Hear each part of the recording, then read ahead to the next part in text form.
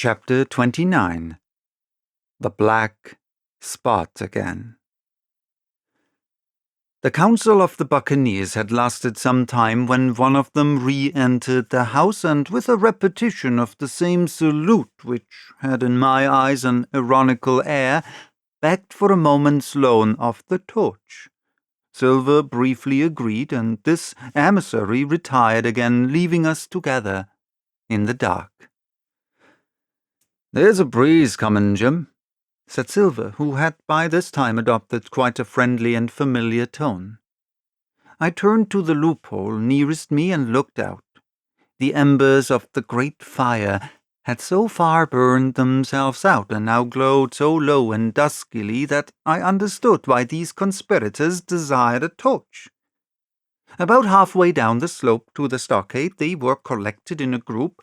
One held the light, another one was on his knees in their midst, and I saw the blade of an open knife shine in his hand with varying colors in the moon and torchlight. The rest were all somewhat stooping, as though watching the maneuvers of this last.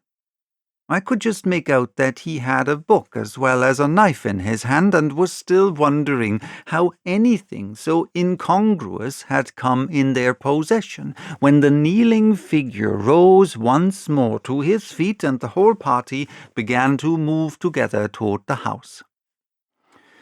"Here they come," said I, and I returned to my former position, for it seemed beneath my dignity that they should find me watching them. "Well, let 'em come, lad, let 'em come," said Silver cheerily. "I've still a shot in my locker." The door opened, and the 5 men standing huddled together just inside pushed one of their number forward. In any other circumstances it would have been comical to see his slow advance, hesitating as he set down each foot, but holding his closed right hand in front of him. "Step up, lad," cried Silver. "I won't eat you. Hand it over, lubber. I know the rules, I do. I won't hurt the deputation." Thus encouraged, the buccaneer stepped forth more briskly, and having passed something to Silver from hand to hand, slipped yet more smartly back again to his companions. The sea cook looked at what had been given him. "The black spot. I thought so," he observed. "Where might you have got the paper? Why, hello, look here now. This ain't lucky. You've gone and cut this out of a Bible. What fools cut a Bible?" There," said Morgan, "there. What did I say? No good'll come o' that, I said." "Well, you've about fixed it now among you," continued Silver. "You'll all swing now, I reckon. What soft-headed lubber had a Bible?" "It was Dick," said one. "Dick, was it? Then Dick can get 2 prayers," said Silver. "He's seen his slice o' luck, has Dick, and you may lay to that." But here the long man with the yellow eyes struck in. "Belay that talk, John Silver," he said. "This crew has tipped you the black spot in full council, as in duty bound. Just you turn it over, as in duty bound, and see what's wrote there. Then you can talk." "Thank ye, George," replied the sea cook. "You always was brisk for business, and has the rules by heart, George, as I'm pleased to see. Well, what is it, anyway? Ah, deposed, that's it, is it? Very pretty wrote, to be sure, like print, I swear. Your hand all right, George? Why, you was getting quite a leadin' man in this here crew. You'll be captain next, I shouldn't wonder. Just oblige me with that torch again, will you? This pipe. Don't draw." "Come now," said George. You don't fool this crew no more. You're a funny man by your account, but you're over now, and you'll maybe step down off that barrel and help vote. I thought you knowed the rules, returned Silver contemptuously. Leastway, if you don't, I do. And I wait here, and I'm still your captain, mind, till you outs with your grievances, and I reply. In the meantime, your black spot ain't worth a biscuit. After that, we'll see. Oh, replied George, you don't be under no kind of apprehension. We're all square, we are. First, you've made a hash of this cruise. You'll be a bold man to say no to that. Second, you let the enemy out this here trap for nothing. Why did they want out? I dunno, but it's pretty plain they wanted it. Third, you wouldn't let us go at them upon the march. Oh, we see through you, John Silver. You want to play booty. That's what's wrong with you. And then, fourth, there's this here boy. Is that all? Asked Silver quietly. Enough too, retorted George. We're all swing and sun-dry for your bungling. Well, now, look here. I'll answer these 4 prints, one after another. I'll answer him. I made a hash o' this cruise, did I?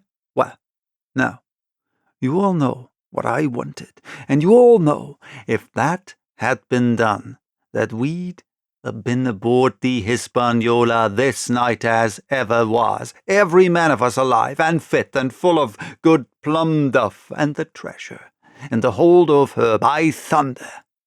Well, who crossed me? Who forced my hand, as was the lawful captain? Who tipped me the black spot the day we landed and began this dance? Ah, it's a fine dance, I'm with you there, and looks mighty like a hornpipe in a rope's end at Execution Dock by London town, it does.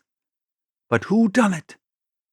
Why, it was Anderson, and Hans, and you, George Merry, and you're the last above board of that same meddling crew, and you have the Davy Jones insolence to up and stand for captain over me, you that sunk the lot of us by the powers, but this tops the stiffest yarn to nothing. Silver paused, and I could see by the faces of George and his late comrades that these words had not been said in vain. That's for number 1, cried the accused, wiping the sweat from his brow, for he had been talking with a vehemence that shook the house. Why, I give you my word, I'm sick to speak to you. You've neither sense nor memory, and I leave it to fancy where your mother's was that let you come to sea. See, gentlemen of fortune, I reckon tailors is your trade. Go on, John, said Morgan. Speak up to the others. Ah, the others, returned John. They're a nice lot, ain't they? You say this cruise is bungled. Ah, by gum, if you could understand how bad it's bungled, you would see. We're that near the gibbet that my neck's stiff with thinking on it. You've seen 'em, maybe, hanged in chains, birds about 'em, seamen pinting 'em out as they go down with the tide. Who's that? Says one. That? Why, that's John Silver. I knowed him well, says another. And you can hear the chains a jangle as you go about and reach for the other boy. Now, that's about where we are, every mother's son of us, thanks to him, and Hans and Anderson, and other ruination fools of you. And if you want to know about number 4, and that boy, why, shiver my timbers, isn't he a hostage? Are we a-going to waste a hostage? No, not us. He might be our last chance, and I shouldn't wonder. Kill that boy, Not me, mates. And number 3, well, there's a deal to say to number 3. Maybe you don't count it nothing to have a real college doctor come to see you every day. You, John, with your head broke, or you, George Mary, that had the ague shakes upon you not 6 hours agone, and has your eyes the colour of lemon peel to this same moment on the clock, and maybe, perhaps, you don't know there was a consort coming either. But there is, and not so long till then, and we'll see who'll be glad to have a hostage when it comes to that. And as for number 2, and why I made a bargain, well, you come crawling on your knees to me to make it. On your knees you came. You was that downhearted, and you'd have starved too if I hadn't. But that's a trifle. You look there. That's why. And he cast down upon the floor a paper that I instantly recognized, none other than the chart on yellow paper with the 3 red crosses that I had found in the oilcloth at the bottom of the captain's chest. Why the doctor had given it to him was more than I could fancy.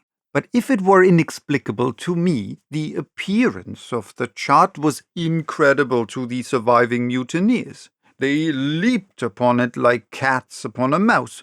It went from hand to hand, one tearing it from another, and by the oaths and the cries and the childish laughter with which they accompanied their examination, you would have thought not only they were fingering the very gold, but were at sea with it, besides in safety. Yes, said one, that's Flint, sure enough, J.F., and a score below with a close hitch to it, so he'd done ever. Mighty pretty, said George, but how are we to get away with it, and us no ship? Silver suddenly sprang up and supporting himself with a hand against the wall. Now I give you warning, George, he cried. One more word of your sauce, and I'll call you down and fight you. How? Why, how do I know? You had ought to tell me that. You and the rest that lost me my schooner with your interference. Burn you. But not you. You can't. You ain't got the invention of a cockroach. But civil, you can speak, and shall. George Mary, you may lay to that. That's fair enough, said the old man Morgan. Fair. I reckon so, said the sea cook. You lost the ship. I found the treasure. Who's the better man at that? And now I resign, by thunder. Elect whom you please to be your captain now. I'm done with it. Silver, they cried. Barbecue forever, barbecue for captain. So that's the tune, is it?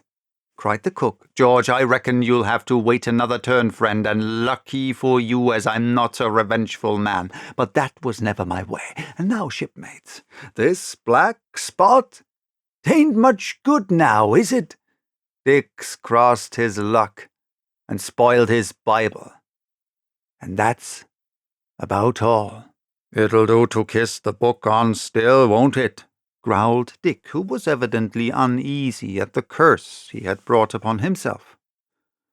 A Bible with a bit cut out, returned Silver derisively. Not it. It don't bind no more'n a Ballan book. Don't it, though? Cried Dick, with a sort of joy. Well, I reckon that's worth having too. Here, Jim, here's a curiosity for you, said Silver, and he tossed me the paper. It was a round about the size of a crown piece. One side was blank, for it had been the last leaf. The other contained a verse or two of Revelation, these words among the rest, which struck sharply home upon my mind.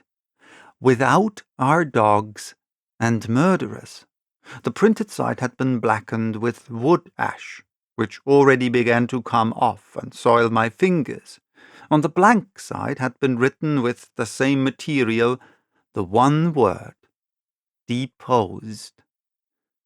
I have that curiosity beside me at this moment, but not a trace of writing now remains beyond a single scratch, such as a man might make with his thumbnail. That was the end of the night's business. Soon after, with a drink all round, we lay down to sleep. And the outside of Silver's vengeance was to put George Merry up for sentinel, and threaten him with death if he should prove unfaithful. It was long ere I could close an eye, and heaven knows I had matter enough for thought in the man whom I had slain that afternoon in my own most perilous position, and, above all, in the remarkable game that I saw Silver now engaged upon, keeping the mutineers together with one hand and grasping with the other after every means possible and impossible to make his peace and save his miserable life. He himself slept peacefully and snored aloud, yet my heart was sore for him, wicked as he was to think on the dark perils that environed, and the shameful gibbet that awaited him.